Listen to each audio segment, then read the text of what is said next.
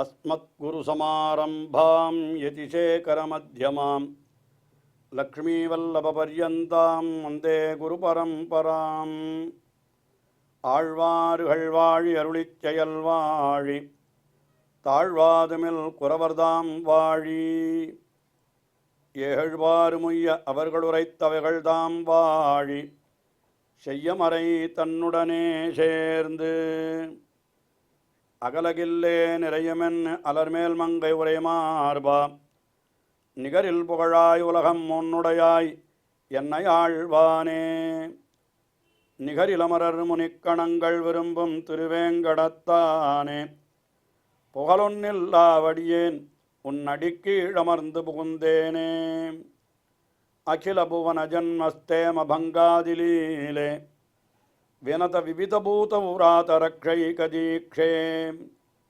ஸ்ருதிசரசி விதீப்தே பிரம்மணி ஸ்ரீனிவாசே பவது மம பரஸ்மின் ஷேமுழி பக்திரூபா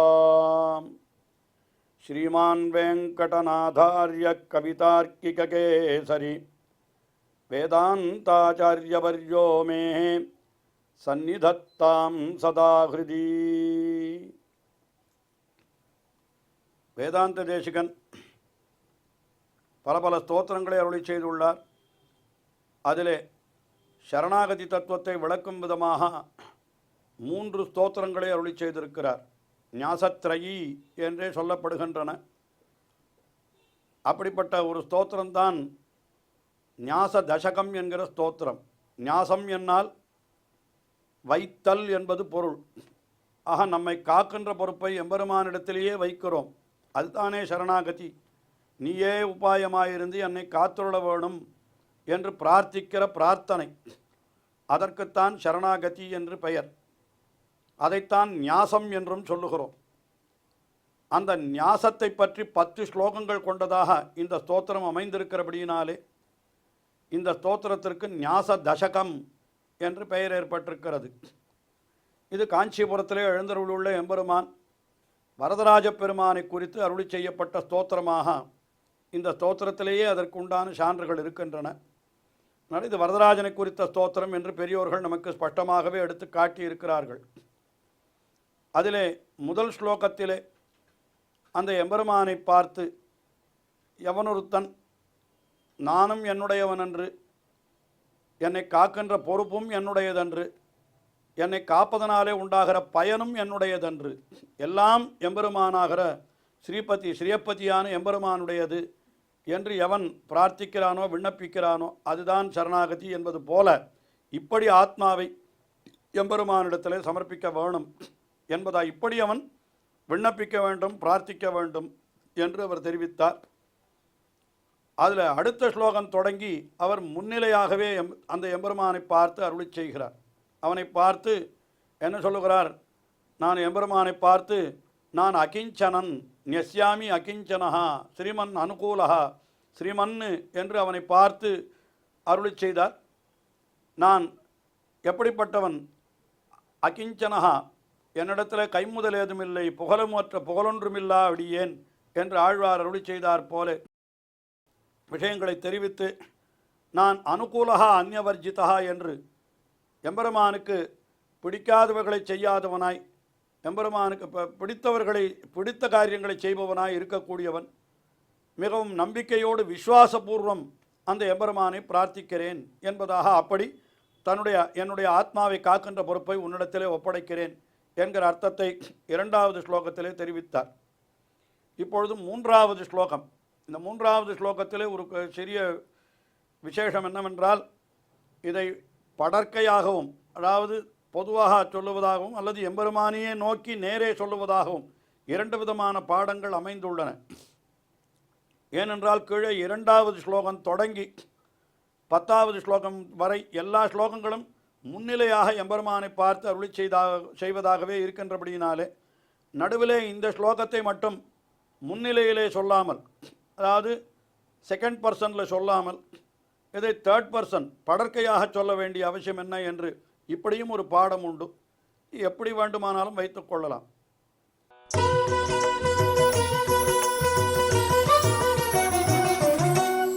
சுவாமின் ஸ்வசேஷம் ஸ்வவசம் ஸ்வபரத்வேன நிர்பரம் ஸ்வதத்த ஸ்வதியா ஸ்வார்த்தம் ஸ்வஸ்மை ன்யஸ்யசி மாம் ஸ்வயம். சுவாமின் என்று அவனை அழைக்கிறார். இது முன்னிலையிலே எம்பெருமானே. சுவாமி என்கிற சப்தத்திற்கு என்ன அர்த்தம்? ஜீவாத்மா என்கிறது ஸ்வம், ஒரு உடைமை பொருள். அது அதற்கு உடையவன் யாரோ அவனுக்கு சுவாமி என்று பெயர். ஸ்வம் அஸ்ய அஸ்தி இதி சுவாமி. அப்போ நாம் எம்பெருமானுடைய உடைமை பொருள் என்றால் அப்பொழுது நமக்கு சுவாமி எஜமானன் யார்?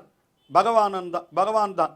அதனால் அவனை சுவாமின் அப்படின்னு அழைக்கிறார். அல்லது படற்கையிலே சொல்லுவதாக இருந்தால் இதை சுவாமி என்கிற சப்தத்தாலே சொல்ல வேண்டும். சுவாமி, அந்த சுவாமியான எம்பெருமான். ஸ்வசேஷம், இந்த ஜீவாத்மா என்கிறது அவனுக்கு அடிமைப்பட்டது, தனக்கு சேஷமானது. ஸ்வசேஷம் என்னால் என்ன? அவனுக்கு சேஷப்பட்டது, தனக்கு இது அடிமைப்பட்டது.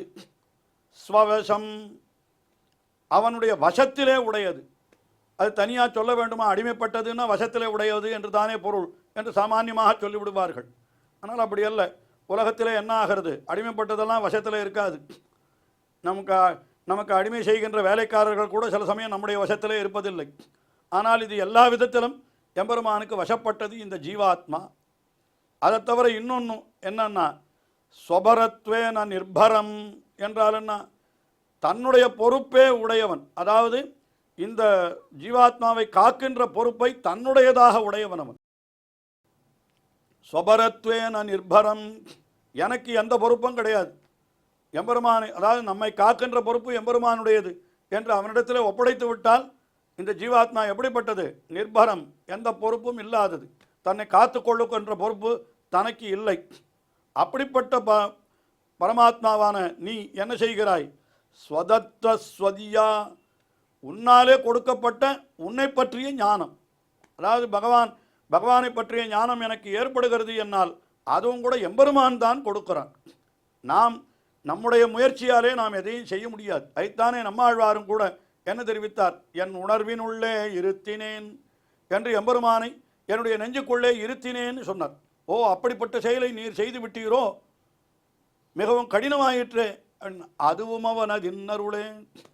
அப்படி எம்பெருமானை நான் என்னுடைய உணர்வுக்குள்ளே இருத்தினதும் கூட அவனுடைய அருளாலே தான், அவன் அருளினால்தான் அதையும் கூட நான் செய்ய முடியும். அதுதான் மற்றொரு பாசுரத்திலேயும் கூட, இசைவித்தன்னை உன் தாளிணை கீழ் இருத்தும் அம்மானே, உன் தாளிணை கீழ் என்னை இசைவித்து இருத்தும் அம்மானே என்கிறார். நமக்கு இசைவையும் அவனே தான் பிறப்பிக்கிறான், தன்னுடைய திருவடிகளிலே அவனே தான் சேர்த்து கொள்ளுகிறான்.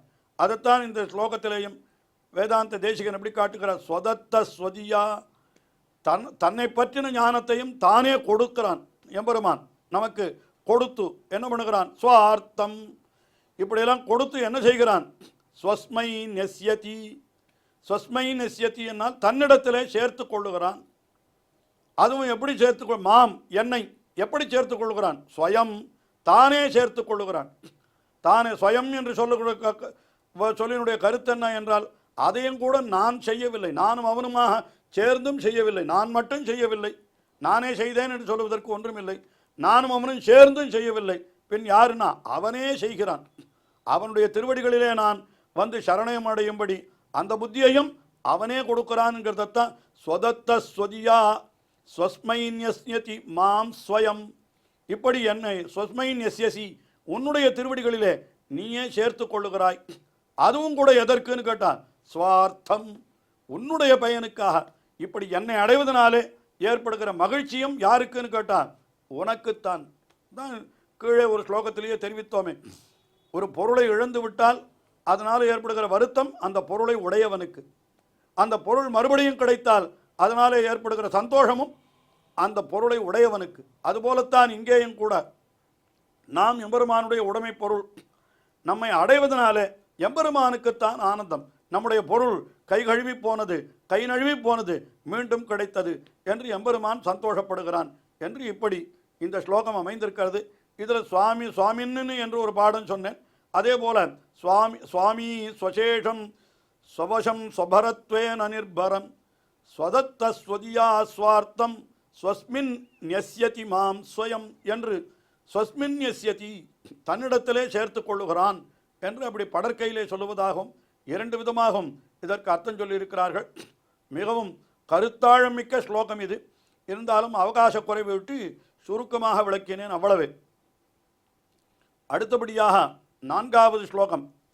அதில் எம்பெருமானை பிரார்த்தித்துக் கொள்ளுகிறார். இந்த உடலின் முடிவிலே என்னை நீ என்ன பண்ண வேண்டும், உன்னுடைய திருவடிகளிலே நீ சேர்த்து கொள்ள வேண்டும் என்று எம்பெருமானை குறித்து பிரார்த்திக்கிறார் இந்த 4வது ஸ்லோகத்திலே.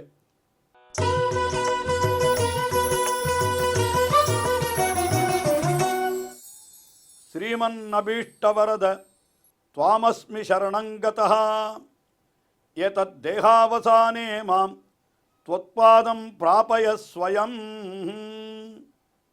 ஸ்ரீமன் அபீஷ்டவரத என்றால் ஸ்ரீமன் என்னால் பிராட்டியோடு கூடின எம்பெருமானே என்று சொல்லுகிறார். ஏனென்றால் அந்த பிராட்டியினுடைய புருஷகாரத்தாலே தான் அவன் அபீஷ்டவரதனாய் இருக்கிறான்.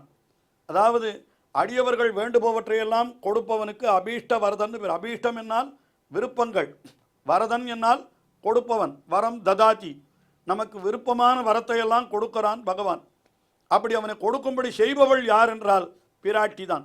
அவள் பிராட்டி புருஷகாரம் செய்து நமக்காக பரிந்துரை செய்து அவனிடத்திலே பேசி, எப்படி ஒரு தாயானவள் தன்னுடைய குழந்தைக்காக பரிந்து பேசி தகப்பனாரிடத்தில் அந்த குழந்தைக்கு வேண்டியதையெல்லாம் செய்கிறாளோ, அதுபோல எம்பெருமானிடத்தில் நமக்காக பரிந்து பேசி அந்த பிராட்டியானவள் அப்படிப்பட்ட புருஷகாரத்தை செய்கிறாள். ஆகினாலே ஸ்ரீமன்னு பிராட்டியோடு கூடினவனே என்று சொல்லுகிறார். அபீஷ்டவரத அவளுடைய திருவுள்ளத்திற்கு ஒப்பாக என்ன செய்கிறான்? அபீஷ்டவரத அடியவர்கள் வேண்டுகின்ற வரத்தையெல்லாம் கொடுக்கிறான்.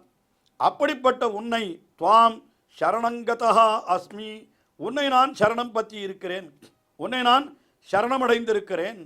நான் சரணமடைந்ததற்கு என்ன வேண்டும் என்னால் பிரார்த்தனை செய்கிறார். என்ன செய்கிறார்? ஏதத் தேகாவசானே, இந்த உடலினுடைய முடிவில், அதாவது சரணமடைந்தால் எம்பெருமானுடைய திருவடிகள் நமக்கு கிட்டும். அதில் ஒன்றும் சந்தேகமே வேண்டாம். நிச்சயமாக எம்பெருமானுடைய திருவடிகள் கிட்டும். ஆனால் எப்பொழுது கிட்டும் என்று கேட்டால் அதை ரொம்ப அழகாக ரகசியத்திர சாரத்திலேயே வேதாந்த தேசிகன் இதே ஆச்சாரியர் இங்கே காட்டுகிற பொழுது இவன் கோரின காலத்திலே என்கிறார். அதாவது சில பேர் இந்த சம்சார வாழ்க்கையிலே மிகவும் வெறுப்புற்று உடனே எங்களுக்கு மோட்சம் வேணும் என்று கேட்பார்களாம். கேட்டால் உடனே அவர்களுக்கு அந்த உடல் கழிந்து அப்பொழுதே கூட மோட்சம் கிடைத்துவிடும். ஆனால் இவர்கள் கேட்ட உடனே மோட்சம் கிடைத்துவிடும் என்று சொன்னால் யாருமே இந்த வழிக்கு வராமலே போய்விடுவார்கள். ஐயோ, எம்பெருமானை பற்றினால் உடனே மோட்சமா, இன்னும் கொஞ்ச நாள் இந்த உலகத்தில் நான் இருக்க வேணும் என்று சில பேர் ஆசைப்படுகிறார்கள். அப்பொழுது என்ன சொல்கிறார்? அதை பற்றி நீங்கள் கவலைப்பட வேண்டாம். உங்களுக்கு அந்த ஆசை இருந்தால் இந்த உடல் என்றைக்கு தானாக கீழே விழுகிறதோ, அதாவது உடல் என்று எடுத்தவன் அத்தனை பேரும் என்றைக்காவது ஒரு நாள் உடலை கீழே விழவிட்டுத்தானே ஆக வேண்டும். அதில் ஒன்றும் வேறு கருத்தே கிடையாது. ஆனால் அது என்றைக்கு தானாக விழுகிறதோ, அதாவது நம்முடைய ஆயுசு என்னைக்கு தானாக முடிகிறதோ அன்றைக்கு அடுத்தபடியாக இன்னொரு பிறவி இந்த உலகத்திலே வந்து பிறக்காமல் எம்பெருமானுடைய திருவடிகளை நாம் சேருகிறோம் என்று இதுதான் சரணாகதியினுடைய ஒரு விஷயமாக சொல்லப்பட்டிருக்கிறது. அதனால் அப்படி உடனே மோட்சம் வேண்டும் என்று கேட்டவர்கள் என்னால் அது ஆழ்வார்களை சொல்லலாம்.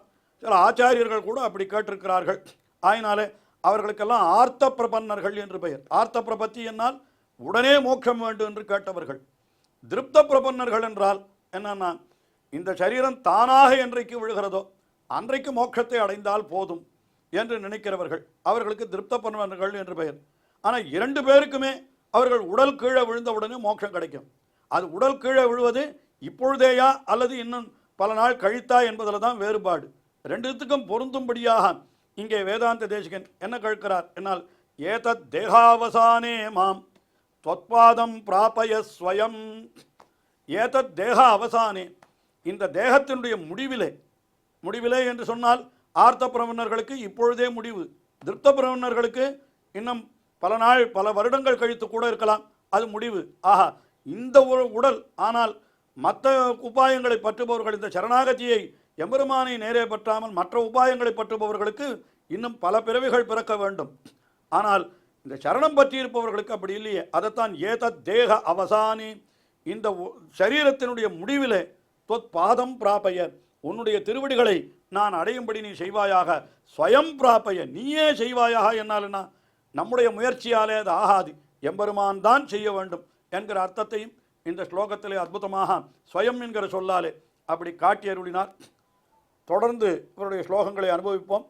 ஸ்ரீயக்காந்தாய கல்யாண நிதயே நிதயேர்த்தினாம் ஸ்ரீவேங்கட நிவாசாய ஸ்ரீனிவாசாய மங்களம் ஸ்ரீமத் சுந்தரஜாமா திருமுனிமானசவாசினே சர்வலோக நிவாசாய ஸ்ரீனிவாசாய மங்களம்.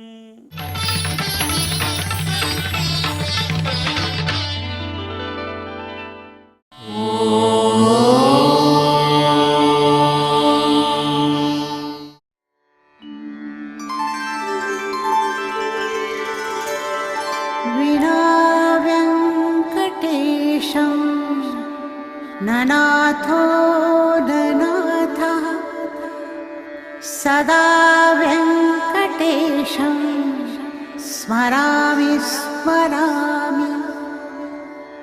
हरे वेङ्कटेश प्रसीद प्रसीद. प्रियं वेङ्कटेश प्रयच्छ प्रयच्छ.